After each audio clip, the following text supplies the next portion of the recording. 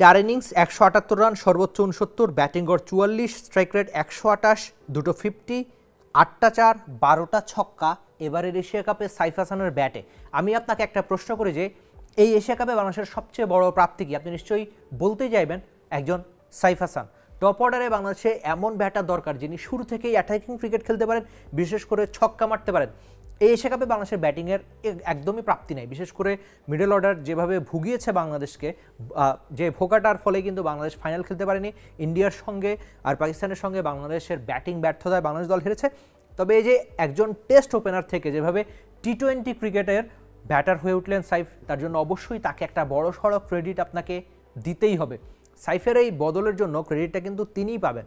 একটা সময় বাংলাদেশের টেস্ট খেলতেন তিনি, তবে সেই যাত্রাটা তার লম্বা হয়নি, কিন্তু সময়ের সঙ্গে বাংলাদেশের ঘরোয়া ক্রিকেটটা খেলে যেভাবে নিজেকে বদলে দিয়েছেন, বিশেষ করে আপনি বিপিএলের কথা বলতে পারেন।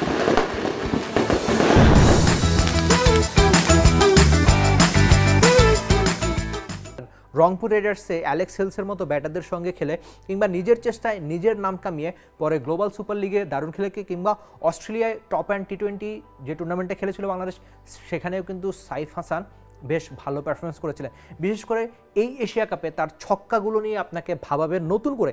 বাংলাদেশে একজন ব্যাটার এভাবে ফ্লিক করে কিংবা ভিজনে এমন দারুণ শট খেলতে পারে, সেটা অবশ্যই আপনাকে ভাবাবে। আর ভাবাবে আরেকটা বিষয়, যে সাইফ কীভাবে বদলে গেলেন। একটা সময় ঘরোয়া ক্রিকেটে যারা নিয়মিত পারফর্মার করতেন তাদের একজন ছিলেন এই সাইফ, কিন্তু তার স্ট্রাইক রেটটা হয়তো এই টুর্নামেন্টে খুব বেশি না। কিন্তু আর আপনাকে ভাবতে হবে, বা অন্তত আপনি জানবেন যে দুবাইয়ের এই উইকেটে আসলে 200 রানের উইকেট না, যে আপনার স্ট্রাইক রেট 180 থাকবে, এজন্যই সাইফের রান কম।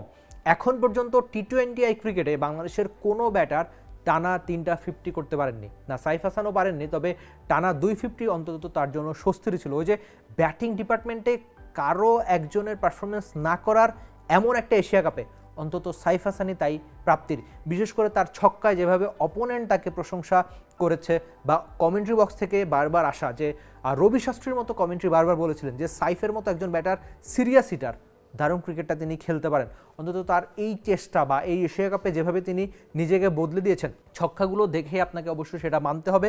আর একটা সময় আমার একটা পরিসংখ্যান দেখছিলাম, যে পরিসংখ্যানটা হয়তো আপনাকে নতুন করে ভাবাবে, যে একটা সময় বাংলাদেশের এই সাইফ একাই মেরেছিলেন 12টা ছক্কা, আর বাকি সব ব্যাটার মিলে 12টা ছক্কা মেরেছিলেন। মানে সাইফ যখন আউট হয়েছিলেন তার খানিকক্ষণ পরের পরিসংখ্যান এটা। তো বাকি সব ব্যাটারের সম্মিলিত ছক্কার সমান এক সাইফ যে ছক্কা মেরেছেন, এই পরিসংখ্যানটা জানায় এবারের এশিয়া কাপে বাংলাদেশের ব্যাটিং ইউনিটের সবচেয়ে বড় প্রাপ্তি একজন সাইফ হাসান। ওই যে লম্বা সময় পরিশ্রম করে যাওয়া, সেই পরিশ্রমের ফলে এবারের এশিয়া কাপে তার ব্যাটে অন্তত 60 রান, তবে আক্ষেপ বাকি সব ব্যাটারদের কল্যাণে, যে জন্যই বাংলাদেশ ফাইনালটা খেলতে পারেনি।